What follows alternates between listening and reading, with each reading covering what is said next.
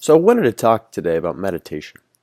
I think meditation is a really interesting topic because it, by definition, is a lot of things, but it's also nothing. People have this, notion that meditation is when you're sitting down, you go and you repeat those kinds of mantras or noises, things like that, right? The Buddhist stuff. Well, meditation's not always that. Meditation isn't one thing. It's not one form of meditation that defines it. That's what makes it a hard topic to talk about because there's so many different kinds of meditation that to really recommend anything or to say it works or it doesn't work, you have to dive into each individual kind. But we're going to talk in general about it and kind of my opinions or my ideas of what meditation is.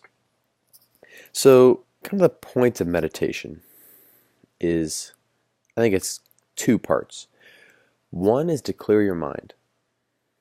I think this is extremely important because in society, we're always thinking. We're always going, we're always doing stuff, and we're always planning, and we're always communicating, and doing all these different things, right? But we never stop, let out a breath, and just sit there. I think it's really powerful. It's also really interesting, and thinking how that can impact us. So that's the first part, is clearing your mind and being at peace. Oh, and by the way, the applicability of that is in conversations or in other areas of your life. You'll be a lot less, crazy up and down and, having your brain running like crazy all the time. Be a lot more steady. And you'll be a lot more grounded. And it will help in like decision making and decisiveness. And even when you need to have your mind go quick, it'll help you clear those busy thoughts and help you actually find what you want to know, what you want to figure out. So that's the first thing. Second part of it is diving deeper into yourself. It's kind of that subconscious thought. It's looking at what your mind does when you don't tether it to the world. You let your mind go free. You let it wander.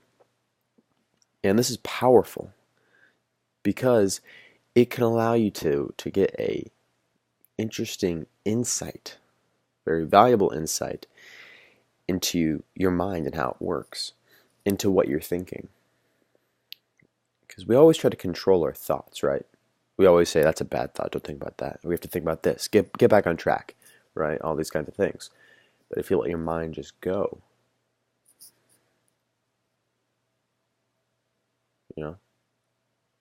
where will it go? And from that, you can look at yourself in a different light. Because you have this extra insight into what your mind automatically associates with. Self-analysis through the subconscious. It's difficult to do, but it's very insightful. When you're able to look at how your mind works, how it creates these connections, what it thinks about, you're able to see what stresses you out, what you constantly think about, what these different things connect. And if you analyze it, it can reveal these connections and these answers that you previously had no insight on. For me, it's helped a lot with relationships. When I let my mind wander and I think about stuff, where your mind goes relative to, that relationship, it can tell a lot about you or about, you and your partner. And it can also, like things that you thought were pet peeves, it connects it to other things. And it creates a bigger idea for you, right? Part of the way I found out that passionate people were so important to me was through that kind of meditation. I realized that people in my life, in order to really get close to them, best friends, family, my relationships romantically, they need to be people that are not just passionate about the relationship, right?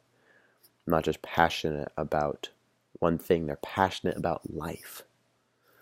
It's when you see people get excited over the little things, right? It's when you see people that are positive and have an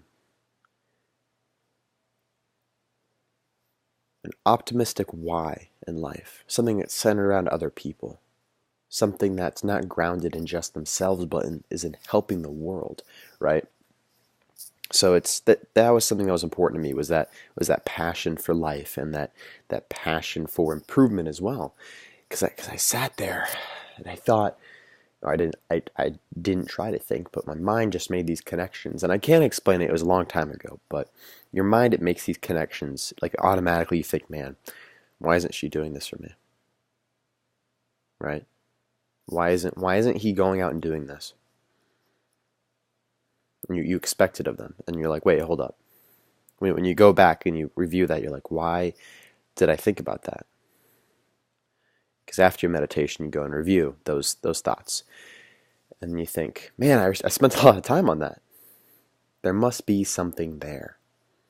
That's how you build those connections. So meditation, it's keeping a blank mind, right? On one hand, and then it's also letting your mind roam free on the other hand.